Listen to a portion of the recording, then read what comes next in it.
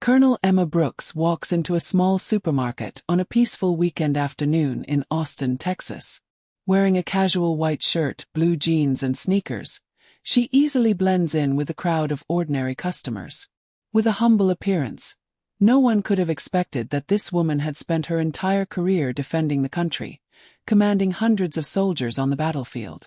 Emma enjoys quiet moments, picking out essential items by herself after a long, stressful day. But not long after, that peace was broken by a seemingly harmless act that revealed the true nature of a human being.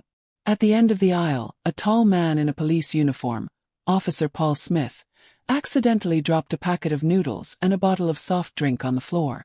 Emma paused, watching as Paul glanced at the mess and then walked away casually, leaving behind the mess he had caused. As a soldier, Emma is trained to pay attention to detail and stay accountable in everything she does. Paul's sloppy actions and indifferent attitude made it impossible for her to remain silent. Emma stepped forward, her voice calm but clear. "I'm sorry, sir. He had just dropped a few things. Maybe you should pick it up so as not to inconvenience others." Instead of apologizing, Paul turned. His cold gaze swept over Emma, as if she didn't deserve attention. With a disdainful smile he replied, "Who do you think you are to tell me what to do? I don't have time to worry about trivial matters." In the face of that arrogant attitude, Emma remained calm. Her eyes lit up with seriousness as she replied, "As a police officer, you have a responsibility to set an example for the community. Picking up my things is not only polite, but also showing respect to everyone." But Emma's words did not make Paul aware of his responsibility. Instead, he is sarcastic, continuing to attack with offensive words. From a small act, the atmosphere in the supermarket has now become tense. The crowd began to pay attention to the confrontation. Emma could clearly feel the curious, shy eyes from all around, but she stood upright, facing Paul's challenge, ready to defend her point of view despite any prejudice or offensive words. Paul Smith glanced at Emma again, his eyes full of contempt. He stood there, tall and complacent, with no intention of following her advice. In her heart, Emma felt a surge of anger, but with the bravery of a seasoned army officer, she controlled her emotions brilliantly. Her years on the battlefield have taught her that calmness and decisiveness can solve the most stressful situations. She took a deep breath, keeping a calm but no less firm voice. "Sir, this is not just a small matter." He was wearing a police uniform, and everyone here was looking at him. Doing an act as simple as picking up something is not only a citizen's responsibility, but also a way of representing his profession. Her words were warning, but instead of listening, Paul smirked, a laugh full of mockery and arrogance. "Listen," he said, his voice full of sarcasm. "You seem to think you know a lot about the responsibilities of a policeman, but you don't really know anything. This is not worth worrying about. And, to be honest, you should take care of your own affairs." Emma sensed the curious gazes from the people around her. Some people had started pulling out their phones to film the scene, but she didn't let it distract her. In her heart, she was angry not only at Paul's irresponsibility but also at the injustice she and many others had suffered. This insult is not just a personal matter. It represents a larger portion of the social prejudices she has fought to overcome throughout her career. Emma remained still, unflinching. Her eyes gleamed with determination as she looked directly at Paul. "You're judging the wrong person," she said, her voice soft but full of power. "You may not realize it, but the way you behave now will have consequences, not only for me but also for you." Paul smirked, not believing her words. But behind Emma's calm exterior, anger and steadfastness were simmering. She knew that this was not just a small argument, but a moment for her to stand up for herself and the values she had always believed in. In the face of Paul's defiant attitude and insulting words, Emma felt anger rise in her heart, but she did not allow it to overwhelm her calm. Her eyes were cold when she looked directly at him, not flinching in the slightest.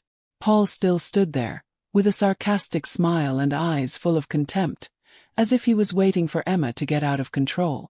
But instead of responding with anger, she chose to use the reason and bravery of a seasoned commander.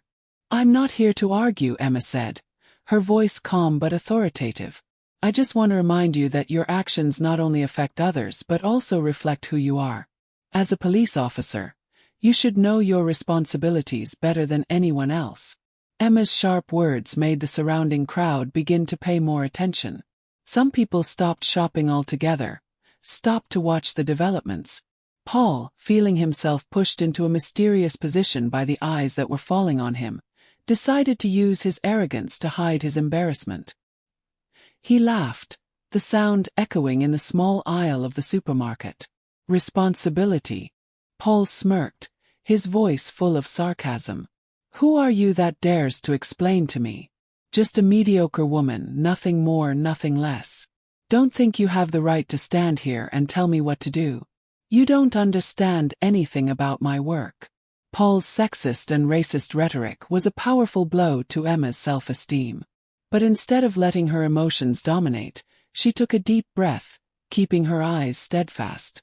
She knew full well that all her actions at this time could be a testament to the difference between her and Paul, a true leader versus an abuse of power. "I don't need you to understand who I am," Emma replied, her voice calm but weighty. "But I want you to understand that anyone in this society deserves to be treated with respect. And if you can't do that, then you're the one who doesn't deserve the uniform you're wearing." Paul laughed louder, laughing with challenge and contempt. "What do you think you can do to me? I'm a policeman and the law is on my side. And she was just an ordinary woman of color. You should know your position before you get into trouble yourself." Paul's words were not only an insult but also a challenge. But Emma didn't flinch. She felt the tense silence that enveloped the entire supermarket, everyone's eyes watching her every gesture. This is no longer a personal argument. This is a moment for her to prove that calmness and steadfastness always triumph over arrogance and prejudice. Emma stood upright, her shoulders stiff as if she were facing an enemy on the battlefield, and not a man in a police uniform. Her eyes lit up with steadfastness, unwavering, though Paul's words were full of mockery and insult. The surrounding crowd began to get quieter, as if they were all holding their breath waiting to see her next move. She took a step forward, not afraid at all. Her voice was calm but sharp as a blade. "You can think of me as anyone. But remember that arrogance and contempt for others did not hide his moral shortcomings. I'm not here to fight for power with you, but I'm not going to let you continue to abuse it." Paul frowned, his confidence beginning to crack at Emma's decisive demeanor. He looked at her, trying to look for a sign of insecurity or fear, but all he saw was a woman as solid as a bronze statue. The crowd was now fully attentive to the confrontation, with some even holding up their phones to record every moment. "Don't be noble in front of me," Paul snarled, trying to regain control of the situation. "You're nothing but a troublemaker. If I want, I can kick you out of here right away." Emma didn't smile, but the corners of her mouth twitched slightly, an expression of a frightening calmness. "If you think your power allows you to behave like that, then I will let the law answer that. You were wrong to think that I would be afraid." The atmosphere in the supermarket was frozen, and the tension increased when two people stood face to face. Paul, with a large and aggressive appearance, faces Emma, a woman who is not tall, does not wear a uniform, but her demeanor and eyes exude undeniable authority. "You may continue to insult me, but remember that I'm not here alone," Emma said, her voice calm but weighty. "Here there are a lot of witnesses. And if you think you can use words to put me down, you're wrong. I am not standing here to defend my personal honor. I stand here to defend the values that I have spent my life preserving." The whole supermarket seemed to be in absolute silence. The crowd, although no one dared to speak, but through their eyes, Emma knew that everyone was on her side. Paul, while still maintaining a tough appearance, could not hide his embarrassment when he realized that the situation was spiraling out of his control. Emma remained steadfast, like a beacon of steadfastness in the midst of a storm of injustice and prejudice. In the face of a tense situation when Paul began to lose control, Emma remained surprisingly calm. Under the scrutiny and sometimes fear of the crowd, she understood that her every action and word at this time not only affected herself but also proved justice and righteousness. Paul took a step forward, his voice becoming harder and more aggressive. I warn you, don't make the situation worse. I'm the police, and I have the right to deal with you right here. His words rang out, but instead of frightening Emma, it only added to the determination in her. Emma slowly pulled the phone out of her pocket, not in a panic but in a decisive manner, as if she had planned it in advance. You have your rights, she said, her voice soft but sharp as steel, and I have my rights too. Let us see on whose side the law will be. She dialed a number quickly, her voice calm when the call was connected. Hello, I need support right at the Central Supermarket.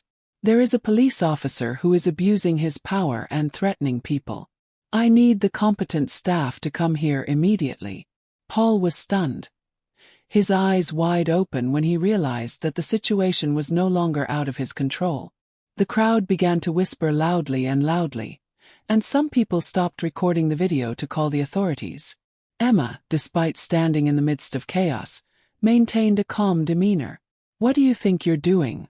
Paul roared, taking another step towards Emma, but she didn't back down. Her eyes looked directly at him, without a hint of fear. I'm doing what you're supposed to be doing, defending fairness and responsibility, she said, her voice firm but not high-pitched.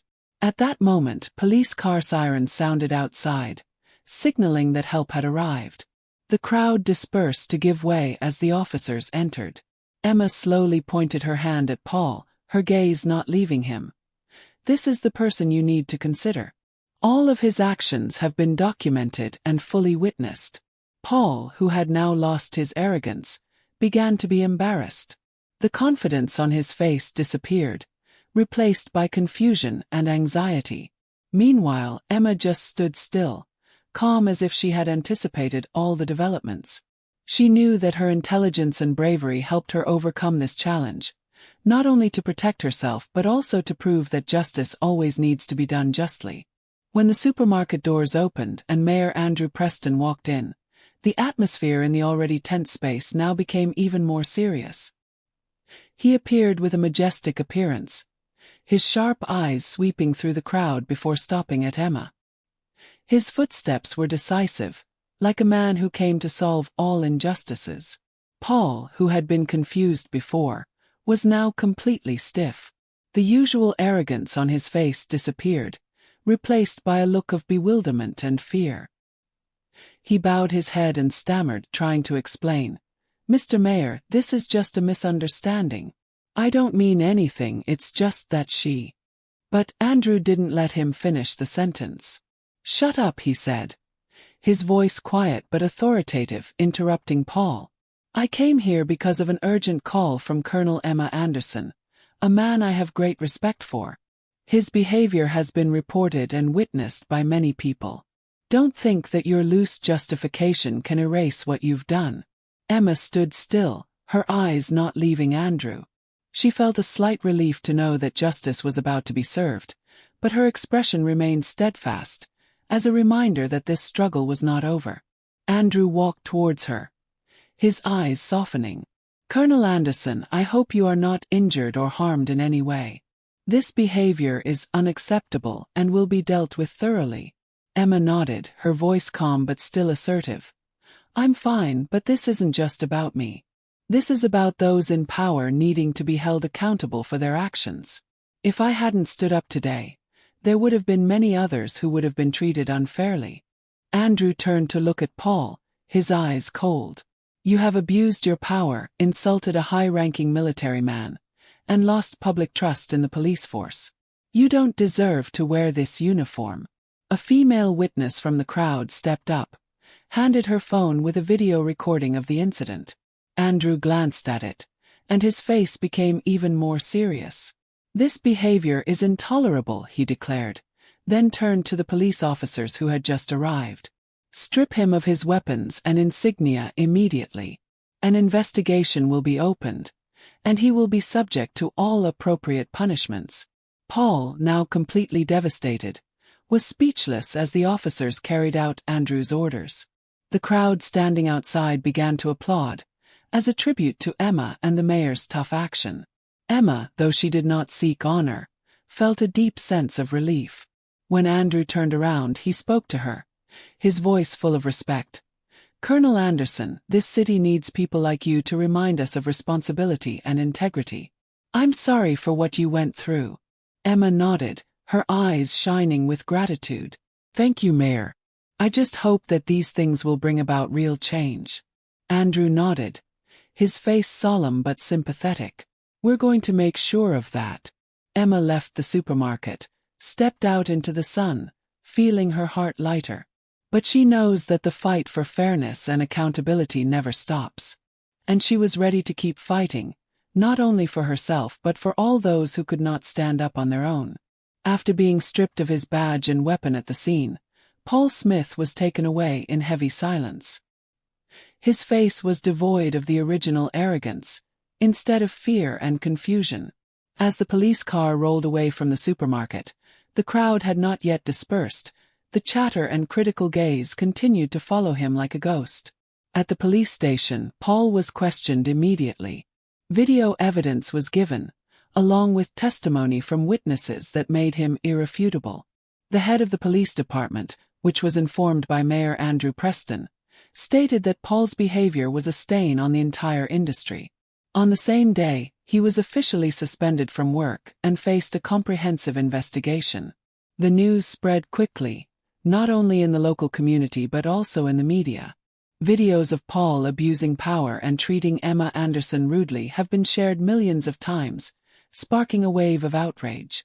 People who had been treated unfairly by Paul in the past also began to show up, sharing their stories, making his situation even worse. Paul, once proud of his position and power, now faces the inevitable downfall. People who used to know him began to alienate, and former colleagues showed disappointment. In the small house where he lived alone, Paul sat with his head down, clearly feeling the weight of the mistakes he had made.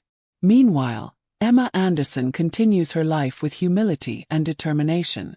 She did not seek attention at all but received countless thanks and admiration from the community. Her actions not only forced Paul to pay the price, but also sparked a larger discussion about responsibility and ethics in law enforcement. In the end, Paul Smith not only lost his job, but also faced legal charges, including abuse of power and threats with weapons. In subsequent trials, he bowed his head, no longer any sign of the arrogance he once had.